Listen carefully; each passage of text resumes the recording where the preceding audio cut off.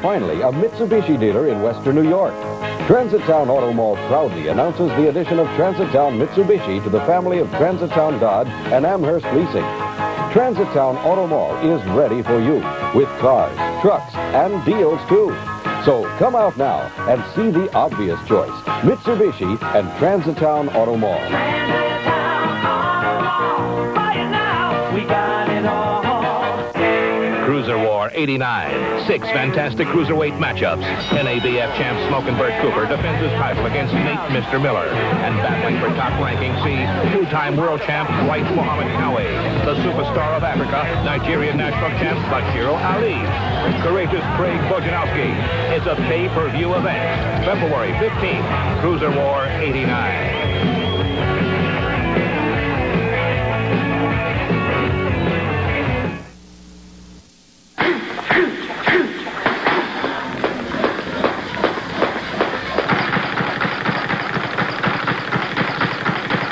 Budweiser presents Top Rank Boxing live Tuesday nights on ESPN. While the monster truck teams are getting ready for the semifinals, we'll see the running of the ATV Championship heat. But first, let's take a look at a recap of the hot action in the 3 qualifying heats that took place earlier today.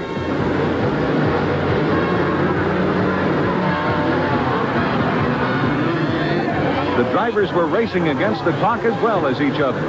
Whoever has the lead at the end of 8 minutes is the winner. Number 54, Scott Mayer, took an early lead in the first heat and was beginning to look like he had the win in his pocket. But with 2 minutes to go, he was thrown, taking the jump in turn 3. When the checkered flag fell, Steve Jonick, number 11, took the win. The competition was just as furious in the second heat, and the jump at turn 3 proved once again to be a treacherous obstacle.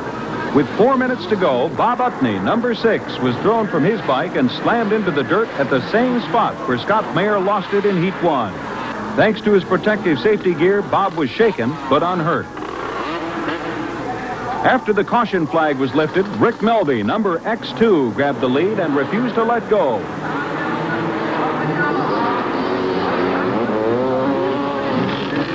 He led for the rest of the heat and took the checkered flag well out in front of the pack to win the second heat.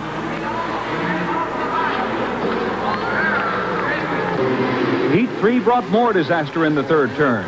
Before the pack could even make it through the first lap, a 2-vehicle collision in turn 3 sent Jim Belfie, number 21, crashing to the track. Once again, the extensive protective gear worn by these drivers saved one of them from serious injury.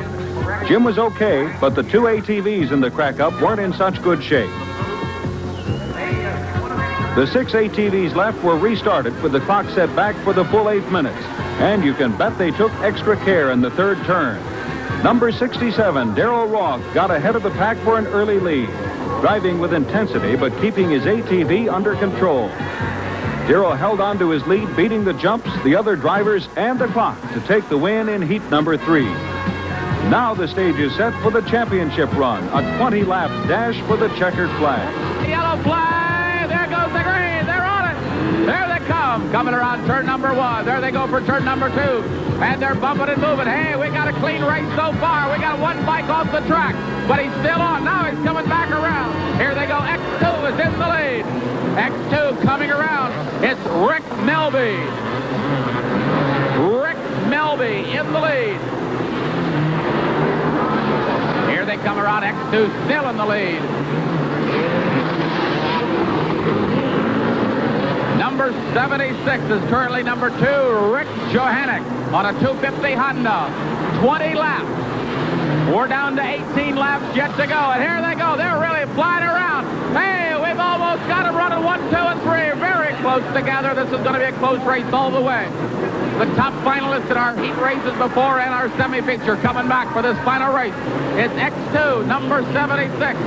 And number 111, Bill Miklo, is currently number 3. It's Johannick. Rather, Melby, Johannick, and Miklo in that order as they come around. Now, we've got a close one. This is going to be close all the way. Oh, they're bumping and grinding down there on turn 3 and turn 4. They hit each other. Number 76. Johannick really pushing Mr. Melby. And we've got a new leader now, 76. Rick Johannick has taken the lead over Mr. Melby. Remember, 20 laps here in the feature race. And Rick Melby has lost considerably ground, and now he's going to risk losing the number 2's position. We've got a battle for the number 3. We've got a battle for the number 2. Here they come. 3 of them bunched. 141, 111, and 2X all going for the number 2 spot. But your leader continues to be Rick Johannick, 76. We've got a racer off. We've got a racer off the bike. Oh, and they just ran that bike into the wall. It might have done considerable damage. The action is fast and furious here in St. Paul. Spin out in turn number 4. It could cause problems. Here comes X2. 111 in the Twin Cities on these ATVs. Here comes the white flag for 76, Rick Johannick. The white flag is coming out for everybody now, and they've got the checkered flag in their hand. And here it comes. Checkered flag for number 76, Rick Johannick on a 250 Honda. I'll tell you, what a ride this afternoon. Now, you were number 2 for quite a while. Then all of a sudden, you made your move. What happened? Oh, he just started making mistakes, and I was pushing him as hard as I could. And I knew he was getting a little tired, starting to make mistakes, and I just waited and just let it go at that. I'll tell you, you're cool, calm, and collected after a 20-lap race. Congratulations on the win. And thank you very much. All right, Rick Johannick from right here in Minnesota. He wins it in front of the home state fans.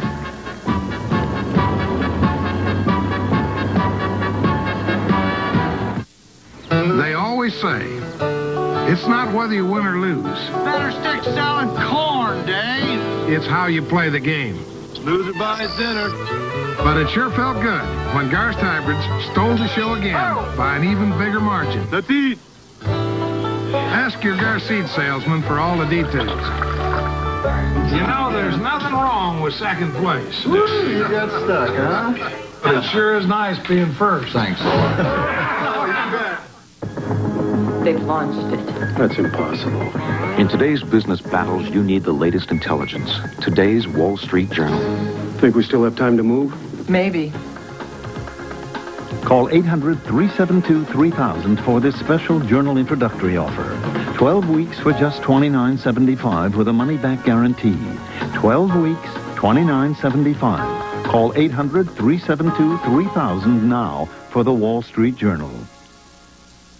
Hi, I'm Chris Fowler. On this week's ESPN Scholastic Sports America, going to high school on an island means isolation during the winter and traveling to away games in a squadron of small planes. That story plus more. Join me. It'll be Bigfoot and Master Disaster in one semifinal, and King Kong 3 and Gravedigger in the other one. This is going to go right down to the wire. This is anybody's ball game yet. As we've mentioned before, Bigfoot's somewhat of a pre-race favorite, but now he's getting worried with Gravedigger in that other semifinal heat. Master of Disaster has nothing to lose and everything to gain. Stan Burton on the starting line, Mike Snyder on the finish line. The switch is in his hand, ready to go from red to green. Chevy versus Ford.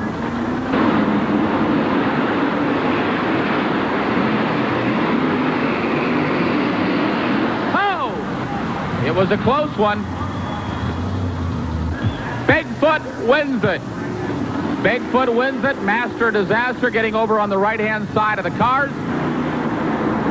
And some of the guys have had trouble keeping the trucks going down the middle of the cars. So Bigfoot will be in the finals this afternoon. All right, here's the other semifinal race right now. King Kong 3 going against Gravedigger.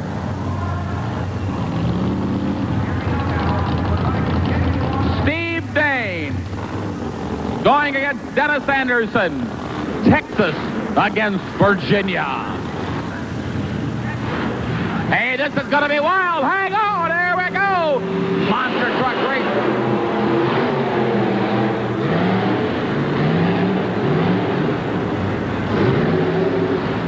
And Dennis Anderson has broken on the starting line. Looks like they snapped the drive line. Steve Dane is going to go to the finals against Bigfoot. You felt awful confident for this race today, didn't you? Yeah, I did. I was really planning on winning. Everything was working well for me, and until this gearbox exploded on me. And that's just the way things go sometimes. You win a few and you lose a few. That's right. We're just back to the drawing board. We'll go home and regroup, and we'll be back stronger. All right, we get ready for the finals now. Here are the monster truck races. Bigfoot with a Ford engine under the hood. He's Ford all the way, but King Kong running a Chevy engine under that 1986 orange Ford body. Anybody's ball game. The crowd gets ready for the finals here this afternoon. Here we go. The green light is out, and King Kong 3 has gone for it. Here goes Bigfoot. Here goes King Kong, and King Kong is going to win it. King Kong is going to win it. King Kong beats the legendary Bigfoot, and here he comes. He's saying to his pit crew, did I win it? Did I really win it? And Steve Dane, you did win it here this afternoon. Congratulations on just a superb run. You both got off to a nice, smooth start, but then all of a sudden you really gained some ground on him. Tell us what happened out on the track. Well, I wanted to get a nice hole shot. He outpowers me, probably double the horsepower. He's got a Ford factory sponsor. He's held an advantage over everybody for a number of years because of that reason. I feel this is going to mark the end of the Bigfoot dominance in monster truck racing. He got beat by Gravedigger yesterday. He gets beat by me today. Hopefully it'll continue to happen, God willing, and I'm the happiest guy around. All right, you got to have a lot of guts to do this, don't you? Yeah, it takes a lot of guts and a strong back. Hey, you got a good backbone on this one all the way. He wins it. Congratulations, Steve Dane. Thank you. And that's going to do it. The Monster Truck Nationals from St. Paul, Minnesota. I tell you, it's been cold outdoors, but the action has been just superb indoors here. We had a terrific race right down to the finals. And Steve Dane wins it over Bigfoot, the legendary champion. And now for everybody at the TNT Redman All-American Pulling Series, I'm Dave Grimm. So long, everyone. Oh, Steve, I love you. Oh, You've seen those Chevy versus Ford tests, right? Minnesota, and it is cold. We've got near